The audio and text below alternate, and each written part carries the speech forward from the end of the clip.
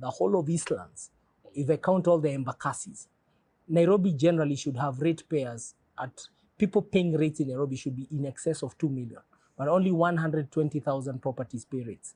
If I bring in the Sectional Properties Act, where you go to Kileleshwa and look at an apartment, maybe one apartment block would have, let's say, 20 apartments. Each apartment should be paying rates.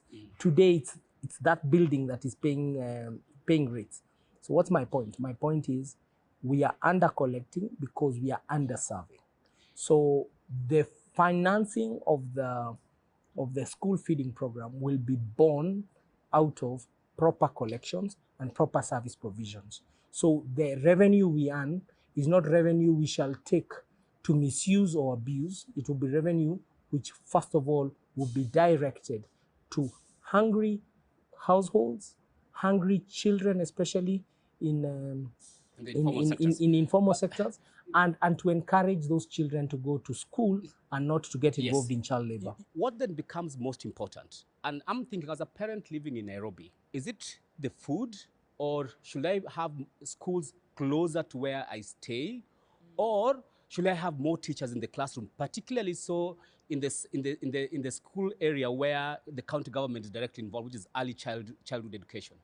Nairobi is a disaster when it comes to lack of proper access to education, access to healthcare, and access to basic food security.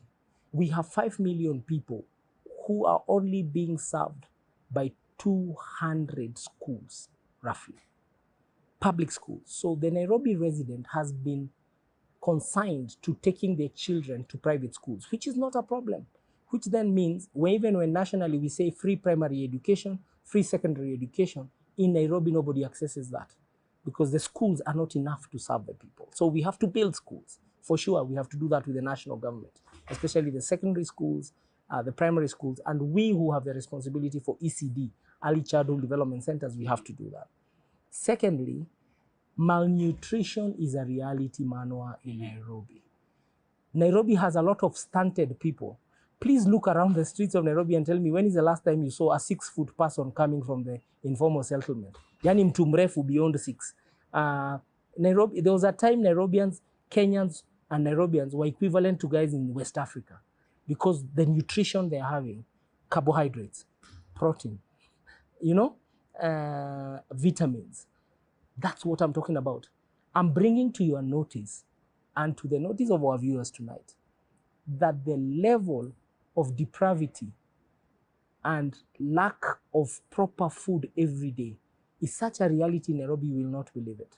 Nairobi's need is basic, is that basic. If you became the governor, and in line with a lot of the other developed cities across the world, would you be willing to go to the national government and work with the national government at that time and say you will pass a law, whether it's a county bylaw or a national, or pass through parliament, that people who live in certain areas, so assuming we broke Nairobi into the various sub-counties, that you cannot take your child beyond a certain radius from where you stay?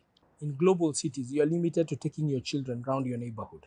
But in Nairobi, if you do that, you'll completely, it's too early for that. We have to build the schools. Let me tell you, this city used to have a secondary school, a primary school, a nursery school, a social hall, a fire station, a dispensary in every ward. That was the standard. But most of these facilities were grabbed over a period of number of years, close to 40 years, and they were lost. We have to restart again. We have to retool and rejig and regenerate Nairobi by starting afresh and achieving the right ratio of school to population density, market to population density, dispensary or health facility to population density.